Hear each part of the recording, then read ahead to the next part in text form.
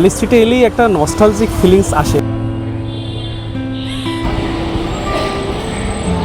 এই কফি হাউসে বসেই একসময় আড্ডা দিতেন রবীন্দ্রনাথ ঠাকুর থেকে শুরু করে ভগিনী নিবেদিতা। দেখলাম যথেষ্ট ভালোই আড্ডাটা আছে, আপনারা এসেও দেখতে পারেন। আজকে 29শে মার্চ 2026 রবিবার, আর এখন রয়েছি আমি কলেজ স্ট্রিটে। কলেজ স্ট্রিটের ক্যালকাটা ইউনিভার্সিটি ঠিক অপোজিটে রয়েছি। এখানে এসেছিলাম আজকে ভোটের ট্রেনিং করতে। আর কলেজ স্ট্রিটে যখন এসেছি তখন কফি হাউস না গেলে তো চলবে না। তো আজকে আমি দেখাবো আপনাদেরকে কফি হাউসের সেই আড্ডাটা এখনও আছে কি নেই। আর কফি হাউসের এখন শুনছিলাম যে খাবার দাবারের কোয়ালিটি মান অনেকটাই হ্রাস হয়েছে, তো সেটাও একটু দেখব এবং আপনাদেরও দেখাবো কেমন রয়েছে এখন কফি হাউসের খাওয়া দাওয়া আর কেমন রয়েছে সেই আড্ডাটা। নমস্কার, আমি শিবশঙ্কর, আপনারা দেখছেন পথ চলার আনন্দ ইউটিউব চ্যানেল। ট্র্যাভেল ব্লগ থেকে বিভিন্ন বেড়ানোর খুঁটিনাটি, বিভিন্ন ইনফরমেশন সব কিছুই দেওয়া থাকে আমার এই চ্যানেলে। তো আমার চ্যানেলে যারা নতুন ভিজিট করছেন তাদেরকে বলবো চ্যানেলটিকে সাবস্ক্রাইব করে পাশে থাকবেন আরও নিত্য নতুন ভিডিও পাওয়ার জন্য। আপাতত গন্তব্য কফি হাউস।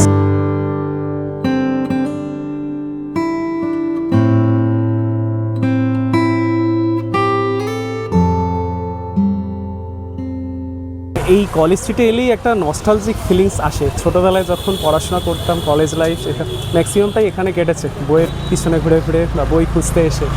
আর আজকে রবিবার যেহেতু মার্কেট একদম বন্ধ, মানে বইয়ের বাজার একদম বন্ধ, কিন্তু এখানে ফুটপাতে বেশ কিছু স্টল রয়েছে যারা ফুটপাতে বিজনেস করে, তো তারা কিছু বইয়ের ডালি নিয়ে হাজির হয়েছে। তো এগুলো থেকে আমরা সস্তায় বই কিনতাম তখন, আর এখন সেটাই আমি দেখছি। বেশ নস্টালজিয়া ফিলিংস হচ্ছে।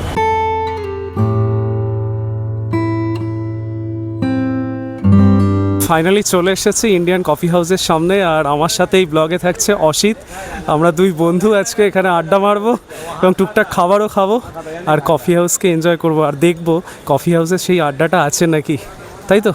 ঠিক, মান্নাদের যে গানটা আমরা শুনেছি কফি হাউসে, আজ সেই আড্ডাটা নেই, দেখবো আজকে আছে সেই আড্ডাটা আছে কি না। একদম তাই, চলুন ভিতরে যাওয়া যাক।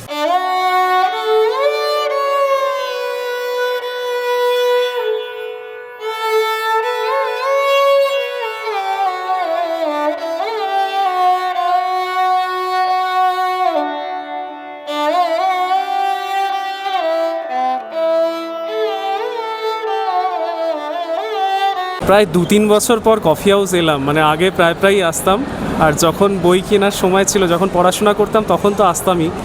তো অনেকদিন পর এসে বেশ ভালোই লাগছে। এর আগে সৈকতের সাথে এসেছিলাম, আর এবারে আমার সঙ্গী হচ্ছে এই যে অসিত।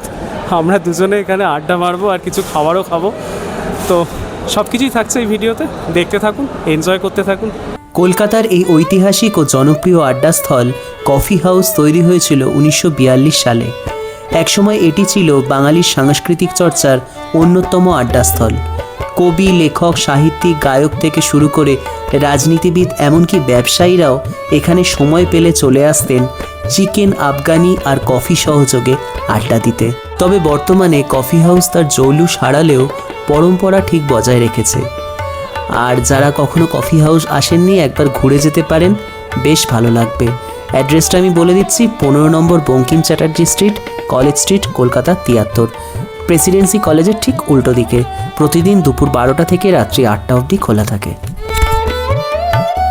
মানে এখানে বসে একটা নস্টালজিক ফিলিং হয়। মানে এই কফি হাউসে বসেই একসময় আড্ডা দিতেন রবীন্দ্রনাথ ঠাকুর থেকে শুরু করে ভগিনী নিবেদিতা, শরৎচন্দ্র চট্টোপাধ্যায় থেকে মান্না দে, এবং তার যে সৃষ্টি কফি হাউসের সেই আড্ডাটা আজ আর নেই, সেটা এখান থেকেই সৃষ্টি, মানে এই কফি হাউস থেকেই সৃষ্টি হয়েছে।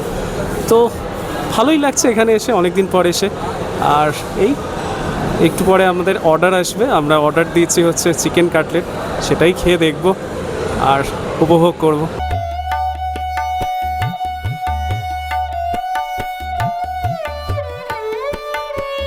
তো আমরা এখান থেকে নিয়ে নিয়েছি হচ্ছে একটা চিকেন কাটলেট, তো এটা দিয়ে শুরু করছি। এটা খেয়ে দেখি কীরকম লাগছে।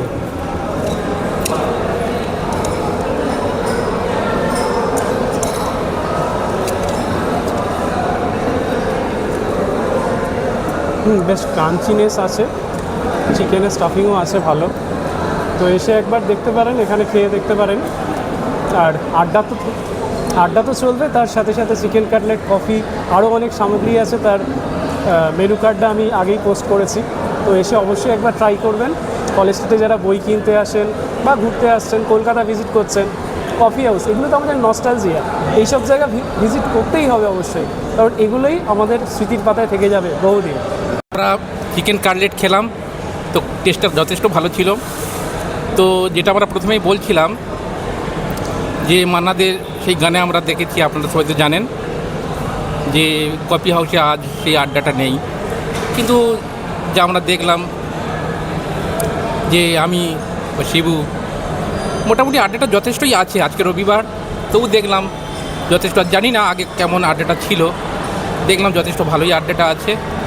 আপনারা এসেও দেখতে পারেন, যথেষ্ট ভালো লাগবে আশা করি আপনাদেরও। ঘড়ির কাঁটা বলছে এখন 5টা, আর আমরা কফি হাউস থেকে বেরোলাম, এখন যাব হচ্ছে শিয়ালদার দিকে।